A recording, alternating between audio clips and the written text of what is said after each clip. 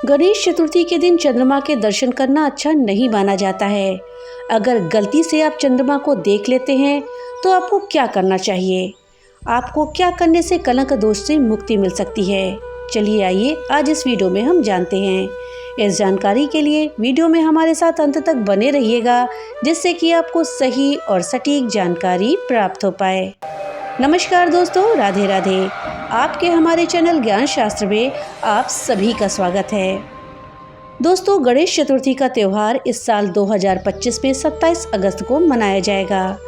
10 दिनों तक चलने वाला ये त्यौहार बेहद ही खास है, जो कि गणेश चतुर्थी के दिन शुरू होता है और अनंत चतुर्दशी के दिन समाप्त होता है गणेश जी के विसर्जन के साथ। गणेश चतुर्थी के दिन भगवान गणेश की विधिवत पूजा करी जाती है, लेकिन इस दिन चंद्रमा के दर्शन करना वर्जित होता है। धार्मिक मान्यताओं के अनुसार इस दिन चंद्रमा के दर्शन करने पर कलंक लगता है, यानी आपकी मान हानि होती है। माना जाता है कि भगवान श्री कृष्ण ने भी एक बार भाद्रपद चतुर्थी का चांद देख लिया था, जिसकी वजह से उन पर सेमंतक मणि चुराने का आरोप लग गया था। चतुर्थी का चांद देखने से जब भगवान पर कलंक लग सकता है, तो आम लोगों को भी इस वजह से मानहानि का सामना करना पड़ सकता है। तो दोस्तों, चलिए जानते हैं कि आखिर गणेश चतुर्थी का चांद क्यों नहीं देखना चाहिए, और अगर गलती से आप चतुर्थी का चांद देख लें तो आपको क्या करना चाहिए, जिससे कि आप इस कलंक से बच जाएं। चलिए दोस्तों, सबसे पहले जानते हैं कि गणेश चतुर्थी का चांद हमें क्यों नहीं देखना चाहिए। एक बार नारद मुनि ब्रह्मांड भ्रमण करते हुए भगवान श्री कृष्ण से मिलने द्वारिका पहुँचे और उनकी महिमा का गुणगान करने लगे। उस दिन गणेश चतुर्थी थी और नारद जी ने कृष्ण को इस दिन के महत्व के बारे में बताया कि इस दिन चंद्रमा क्यों नहीं देखना चाहिए। दोस्तों, एक बार रात में बहुत देर हो चुकी थी और गणेश जी धन के देवता कुबेर के द्वारा आयोजित भव्य भोजन के बाद कैलाश लौट रहे थे। कुबेर को सभी देवताओं में सबसे ज़्यादा धनी मानते हैं। गणेश जी ने अपनी पसंदीदा मिठाई मोदक बहुत खा लिया था और अपने वाहन मूषक पर वापस आ रहे थे। ये पूर्णिमा की रात थी और चंद्रमा रात में सबसे अच्छे रूप में चमक रहा था, बेदाग सफ़ेद रंग में। गणेश जी और उनका मूषक साथ साथ चल रहे थे और अचानक उनके रास्ते में एक सांप आ गया। क्योंकि चूहा सांपों का शिकार माना जाता है, वो डर गया और सुरक्षा के लिए एक तरफ भागा। गणेश जी जमीन पर गिर पड़े और उनका पेट फट गया और उन्होंने जो मोदक खाए थे वो बाहर लुढ़क गए। गणेश जी ने सभी मोदक वापस खाए, सांपों को उठाया और उसे पेट के चारों ओर बांध दिया। शर्मिंदा होकर उन्होंने अपने वाहन चूहे की ओर देखा और चंद्रमा को उनकी दुर्दशा पर हंसते हुए देखा। उन्होंने अपना एक दांत तोड़कर चांद पर फेंका, जिससे उस पर एक गड्ढा बन गया और श्राप दिया कि वो कभी भी पूर्ण गोलाकार नहीं रहेगा और उसका स्वरूप बिगड़ता रहेगा। दोस्तों, इस प्रकार हम देखते हैं कि चांद पर एक गड्ढा बन गया है, जिसे हम पृथ्वी से भी देख सकते हैं, और ये हर पखवाड़े बढ़ता और घटता रहता है। उन्होंने ये भी श्राप दिया कि जो भी कोई चांद को देखेगा उसे मिथ्या दोष लगेगा। चंद्रमा को पश्चाताप होता है अपनी करनी पर और गणेश जी से श्राप से मुक्ति पाने की वो विनती करता है। गणेश जी कहते हैं कि एक बार दिया गया श्राप वापस नहीं लिया जा सकता, लेकिन इसके प्रभाव को कम किया जा सकता है। उन्होंने तब कहा कि 1 महीने में एक बार ऐसा होगा कि तुम्हारा सारा प्रकाश चला जाएगा और फिर धीरे धीरे तुम्हारा आकार हर दिन बढ़ता जाएगा और हर महीने में एक बार तुम अपने पूर्ण रूप में दिखाई दोगे। उस समय से अंधेरे चरण में चंद्रमा का प्रकाश कम होने लगता है और अमावस्या के बाद शुक्ल पक्ष में इसकी चमक फिर से बढ़ने लगती है और पूर्णिमा के दिन पूरा चांद दिखाई देता है। गणपति बप्पा ने यह भी कहा कि मेरे वरदान के कारण तुम अवश्य प्रकट होगे, लेकिन अगर कोई शुक्ल पक्ष की गणेश चतुर्थी के दिन तुम्हारे दर्शन करेगा तो उस पर झूठ बोलने का आरोप लग जाएगा, उसकी छवि धूमिल हो जाएगी। चंद्रमा को दिया गया ये दंड सभी को सदैव याद रहेगा।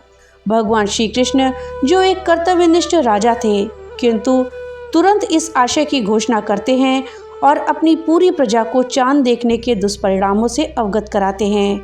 तब नारद मुनि वहां से चले जाते हैं और बैकुंठ धाम को लौट जाते हैं।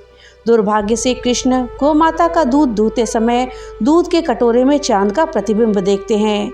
कोई भी इस श्राप से नहीं बचता और उन्हें भी इसका परिणाम भुगतना पड़ता है, चाहे वो श्री कृष्ण ही क्यों ना हो। दोस्तों, इसी कारण से गणेश चतुर्थी के दिन चंद्रमा नहीं देखा जाता है। लेकिन अगर आप गलती से इस दिन चांद देख लें तो क्या करें? गणेश चतुर्थी पर चंद्रमा के दर्शन होने पर हमें एक मंत्र का जाप करना चाहिए। उस मंत्र के जाप करने से कलंक और आने वाली परेशानियों का सामना व्यक्ति को नहीं करना पड़ता जिसने कि उस दिन चांद देख लिया हो। वो मंत्र है सिंह प्रसेनमवधीत सिंहो जामवंता हतः सुकुमारक मां रोदिस्तव ह्योषः श्यामंतकः। इस मंत्र को पढ़ने के साथ साथ श्यामंतक मणि की कथा भी व्यक्ति को पढ़नी चाहिए। चंद्रमा देखने के बाद भगवान गणेश की विधिवत पूजा करें। गणेश जी को दूर्वा, मोदक और लड्डू अर्पित करें। इसके साथ ही गणेश गायत्री मंत्र का जाप करें। इस तरह से इन उपायों को करके आप गणेश चतुर्थी के दिन चंद्रमा देखने के कलंक को दूर कर सकते हैं।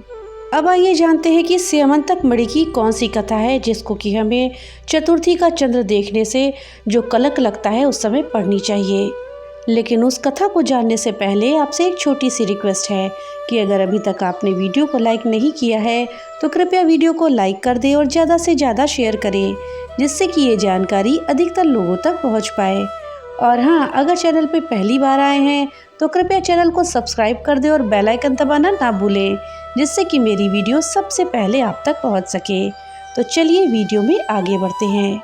एक बार नंद किशोर ने सनत कुमारों से कहा कि चतुर्थी के चंद्रमा के दर्शन करने से श्री कृष्ण पर जो लांछन लगा था वो सिद्धि विनायक व्रत करने से ही दूर हुआ था। ऐसा सुनकर सनत कुमारों को आश्चर्य हुआ। उन्होंने पूर्ण ब्रह्म श्री कृष्ण को कलंक लगने की कथा पूछी तो नंद किशोर ने बताया, एक बार जरासंध के भय से श्री कृष्ण समुद्र के मध्य नगरी बसाकर रहने लगे। इसी नगरी का नाम आजकल द्वारिकापुरी है।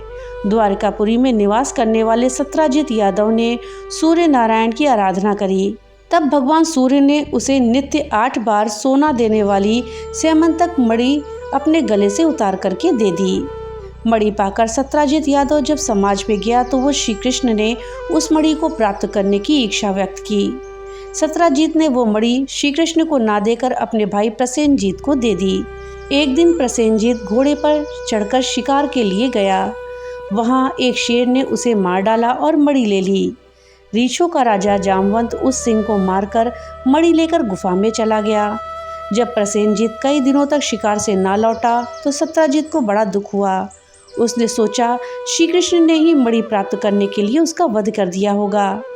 इसलिए बिना किसी प्रकार की जानकारी जुटाए उसने प्रचार कर दिया कि श्री कृष्ण ने प्रसेनजीत को मारकर श्यामंतक मणि छीन ली है। इस लोक निंदा के निवारण के लिए श्री कृष्ण बहुत से लोगों के साथ प्रसेनजीत को ढूंढने वन में गए। वहां पर प्रसेनजीत को शेर द्वारा मार डालना और शेर को रीछ के द्वारा मारने के चिन्ह उन्हें मिले। रीछ के पैरों की खोज करते करते वो जामवंत की गुफा पर पहुंचे और गुफा के भीतर चले गए। वहां उन्होंने देखा कि जामवंत की पुत्री उस मणि से खेल रही है। श्री कृष्ण को देखते ही जामवंत युद्ध के लिए तैयार हो गए। युद्ध छिड़ गया। गुफा के बाहर श्री कृष्ण के साथियों ने उनकी 7 दिन तक प्रतीक्षा करी। फिर वे लोग उनके वध को जानकर पश्चाताप करते हुए द्वारकापुरी लौट गए। इधर 21 दिन तक लगातार युद्ध करने पर भी जामवंत श्री कृष्ण को पराजित ना कर सका। तब उसने सोचा, कहीं ये वो अवतार तो नहीं जिसके लिए मुझे रामचंद्र जी का वरदान मिला था। ये पुष्टि होने पर उसने अपनी कन्या का विवाह श्री कृष्ण के साथ कर दिया और उन्हें श्यामंतक मणि दहेज भी दे दी। श्री कृष्ण जब मणि लेकर वापस आए तो सत्राजित अपने किए पर बहुत लज्जित हुआ। इस लज्जा से मुक्त होने के लिए उसने भी अपनी पुत्री का विवाह श्री कृष्ण से कर दिया। कुछ समय के बाद श्री कृष्ण किसी काम से इंद्रप्रस्थ चले गए। तब अक्रूर तथा ऋतुवर्मा की राय से शतंधुआ यादव ने सत्राजित को मार करके मणि अपने कब्जे में ले ली। सत्राजित की मौत का समाचार जब श्री कृष्ण को मिला तो वो तुरंत द्वारिका पहुँचे। वे शतंधुआ को मारकर मणि छीनने को तैयार हो गए। इस कार्य में सहायता के लिए बलराम भी तैयार थे। ये जानकर शतधन्वा ने मणि अक्रूर जी को दे दी और स्वयं भाग निकला। श्री कृष्ण ने उसका पीछा करके उसे मार डाला, फिर भी मणि उन्हें नहीं मिली। बलराम भी वहां पहुंचे। श्री कृष्ण ने उन्हें बताया कि मणि इसके पास नहीं है। बलराम जी को विश्वास नहीं हुआ। वे अप्रसन्न होकर के विदर्भ चले गए। श्री कृष्ण के द्वारिका लौटने पर लोगों ने उनका भारी अपमान किया। तत्काल ये समाचार फैल गया कि सेमंतक मणि के लोभ में श्री कृष्ण ने अपने भाई को भी त्याग दिया। श्री कृष्ण इस अकारण प्राप्त अपमान के शोक में डूब गए कि सहसा वहां पर नारद जी आ गए। उन्होंने श्री कृष्ण को बताया, आपने भाद्रपद शुक्ल चतुर्थी के चंद्रमा का दर्शन किया था, इसी कारण से आपको इस तरह लांछित होना पड़ रहा है। श्री कृष्ण ने पूछा, चौथ के चंद्रमा को ऐसा क्या हो गया है जिसके कारण उसके दर्शन मात्र से मनुष्य कलंकित होता है। तब नारद जी बोले, एक बार ब्रह्मा जी ने चतुर्थी के दिन गणेश जी का व्रत किया था। गणेश जी ने प्रकट होकर वर मांगने को कहा तो उन्होंने मांगा कि मुझे षष्ठी की रचना करने का मोह न हो। गणेश जी ज्यों ही तथास्तु कहकर चले गए। उनके विचित्र व्यक्तित्व को देखकर चंद्रमा ने उपहास कर दिया। इस पर गणेश जी ने रुष्ट होकर चंद्रमा को श्राप दे दिया कि आज से कोई तुम्हारा मुख नहीं देखेगा। श्राप देकर गणेश जी अपने लोक चले गए और चंद्रमा मानसरोवर की कुमुदनियों में जाकर छिप गया। चंद्रमा के बिना प्राणियों को बहुत कष्ट हुआ। उसके कष्ट को देखकर ब्रह्मा जी की आज्ञा से सारे देवताओं के व्रत से प्रसन्न होकर गणेश जी ने वरदान दिया कि अब चंद्रमा शाप से मुक्त हो जाएगा। पर भाद्रपद शुक्ल चतुर्थी को जो भी चंद्रमा के दर्शन करेगा उसे चोरी आदि का झूठा लांछन जरूर लगेगा, किंतु जो मनुष्य प्रत्येक द्वितीया को दर्शन करता रहेगा वो इस लांछन से बच जाएगा। इस चतुर्थी को सिद्धि विनायक व्रत करने से सारे दोष छूट जाएंगे। ये सुनकर देवता अपने अपने स्थान को चले गए। इस प्रकार भाद्रपद शुक्ल चतुर्थी को चंद्रमा का दर्शन करने से आपको ये कलंक लगा है। तब श्री कृष्ण ने कलंक से मुक्त होने के लिए यही व्रत किया था। कुरुक्षेत्र के युद्ध में युधिष्ठिर ने भगवान श्री कृष्ण से पूछा, भगवान, मनुष्य की मनोकामना सिद्धि का कौन सा उपाय है? किस प्रकार मनुष्य धन, पुत्र, सौभाग्य तथा विजय प्राप्त कर सकता है? ये सुनकर श्री कृष्ण ने उत्तर दिया कि अगर तुम पार्वती पुत्र श्री गणेश की विधिपूर्वक पूजा करो तो निश्चय ही तुम्हें सब कुछ प्राप्त हो जाएगा। तब श्री कृष्ण की आज्ञा से ही युधिष्ठिर जी ने गणेश चतुर्थी का व्रत करके महाभारत का युद्ध जीता था। तो दोस्तों, ये थी जानकारी कि गणेश चतुर्थी के दिन चंद्रमा देखने पर कलंक क्यों लगता है और उस कलंक से बचने का क्या उपाय है। इस विषय में जानकारी आपको कैसी लगी हमें कमेंट बॉक्स में लिख करके जरूर बताइएगा। तो मिलते हैं अगली नई वीडियो के साथ, तब तक के लिए राधे राधे।